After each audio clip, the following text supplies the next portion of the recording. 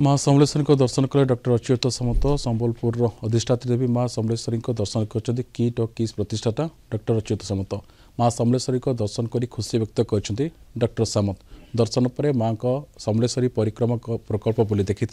पूर्व डॉक्टर सामत माँ समलेश्वरी दर्शन करने थे आसते एवं किंतु मंदिर में बहु विकास हवा सहित परिवर्तन होता से कहते आग को आहरी निश्चित विकास हो बोली आशा व्यक्त कर डॉक्टर सामत।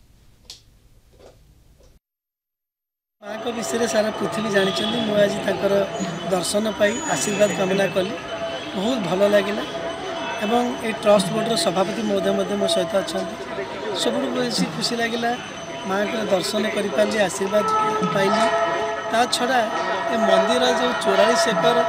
जमी परिमित जमी एत सुंदर भाव में डेवलपमेंट होती आखिरे जड़े न देखले विश्वास करहबन बहुत सुंदर है बहुत प्रकार सुविधा भक्त मान सब प्रकार सुविधा कराई आज बहुत निजक धन्य मन करुच्ची माँ का आशीर्वाद कामना करी मुझे जाऊँगी आशा करुच्ची भक्त मैंने उपभोग करेंगे माँ का आशीर्वाद पाइबे आगामी दिन में यार आहरी बहुत किसी उन्नति हम ए सन्देह नहीं।